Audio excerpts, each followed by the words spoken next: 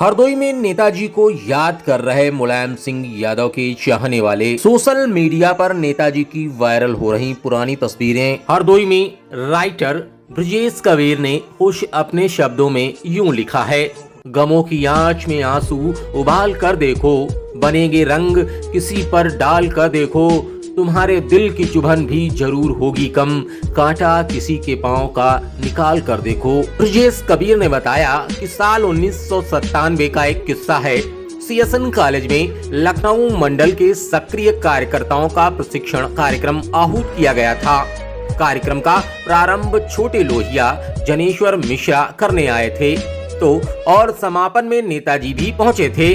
कार्यक्रम की व्यवस्था के तहत बिना रजिस्ट्रेशन और बिना पहचान पत्र के कार्यक्रम स्थल पर प्रवेश निषेध था। नेताजी कार्यक्रम स्थल पर दाखिल होने लगे तो लोहिया वाहिनी के तत्कालीन जिला अध्यक्ष शिव कुमार यादव ने नेताजी को रोक लिया और बिना रजिस्ट्रेशन और पहचान पत्र के कार्यक्रम स्थल पर प्रवेश देने में असमर्थता जताई।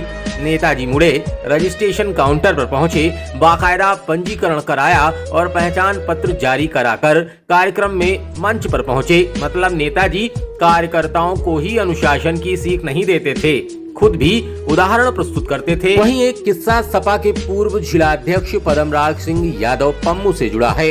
पम्मू के कार्यकाल के दौरान बिलग्राम में सांप्रदायिक तनाव की एक घटना हो गई थी। हालांकि एक हफ्ते के भीतर ही पम्मू ने दोनों पक्षों में सुलह कराकर एफआईआर स्पंज करा दी थी, लेकिन पम्मू का विरोधी खेमा उनके विरुद्ध लगातार नेताजी से बात कह रहा था, उनके कान भर रहा था। नेताजी ने पम्मू को लखनऊ बुलाया। पम्मू पूरी तैयारी से लखनऊ पहुंचे। नेताजी ने उन्हें देखते ही खूब खरी खोटी सुनाना शुरू कर दिया। पम्मू बीच बीच में अपनी बात कहना चाहे, लेकिन नेताजी कुछ सुनने को तैयार नहीं थे। आखिर में पम्मू के हत्थे उखड़ गए। फाइल नेताजी मेज पर पटक दी और तेज आवाज में विरोध दर्ज कराया और पैर पटकते हुए निकल गए। रात में नेताजी के तत्कालीन निजी सचिव अरविंद सिंह का पम्मू के पास में फोन आया। उन्होंने बताया नेताजी उनके व्यवहार से व्यथित हैं। हालांकि इस बीच वरिष्ठ सपा नेताओं डॉक्टर अशोक वाजपेयी और बाबू खान ने नेताजी को सही वस्तु स्थिति से अवगत कराया और पम्मू को डिफेंस किया। बताते चले कि कुछ दिनों के बाद जिला अध्यक्षों की बैठक में पम्मू लखनऊ पहुंचे। बैठक के बाद पम्मू निकलने लगे तो नेताजी ने उन्हें रोक लिया। पहले तो पम्मू के व्यवहार पर आपत्ति जताई। पम्मू ने कहा, आप हमारी सुनने को तैयार नहीं थे तो क्या करते, आपने सही तरीके से बात को सुना नहीं।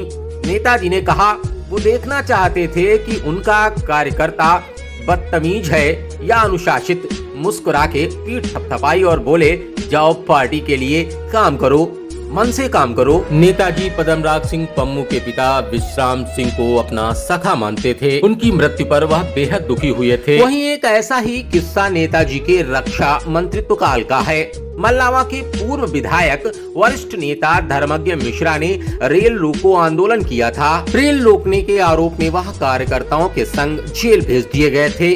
जिद ये की जमानत नहीं कराएंगे। जेल में निरुद्ध एक साधारण कार्यकर्ता की बहन की शादी उन्हीं दिनों थी। नेताजी जेल में निरुद्ध नेताओं कार्यकर्ताओं से मिलने आए। उन्हें यह बात मालूम हुई कि कार्यकर्ता की बहन को आशीर्वाद देने के लिए पहुंच गए। सब हक्के बक्के रह गए। नेताजी ने सगुन थमाया और फिर पीछे से हुजूम लग गया। साधारण परिवार की बिटिया को नेताजी सरप्राइज विजिट में मालामाल कर गए थे। ऐसे अनेक किस्से नेताजी से जुड़े हैं, जिसमें हरदोई के नेता परमाई लाल जी का भी किस्सा सामने आता है, जहां पर कई बार वह परमाई लाल से मिलने जीप से पहुंचे थे। वहीं साथ ही उषा वर्मा को लेकर भी परमाई लाल के परिवार से उनका रिश्ता भी अलग था। वह उषा वर्मा को अपनी बेटी की तरह मानते थे। वहीं नरेश अग्रवाल से भी उनका रिश्ता बिल्कुल अलग था।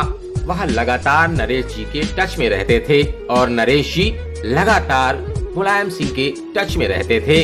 उनके संबंध काफी अच्छे थे। वहीं ब्रजेश कबीर ने बताया कि नेताजी की मौत के बाद में हरदोई में चारों तरफ गम का माहौल है। हर कोई नेताजी की तस्वीरों को बक्से से बाहर निकालकर सोशल मीडिया पर वायरल कर रहा है और उनकी तस्वीरें तेजी से वायरल हो रही हैं। हर कोई नेताजी को उनकी मृत्यु के बाद याद कर रहा है।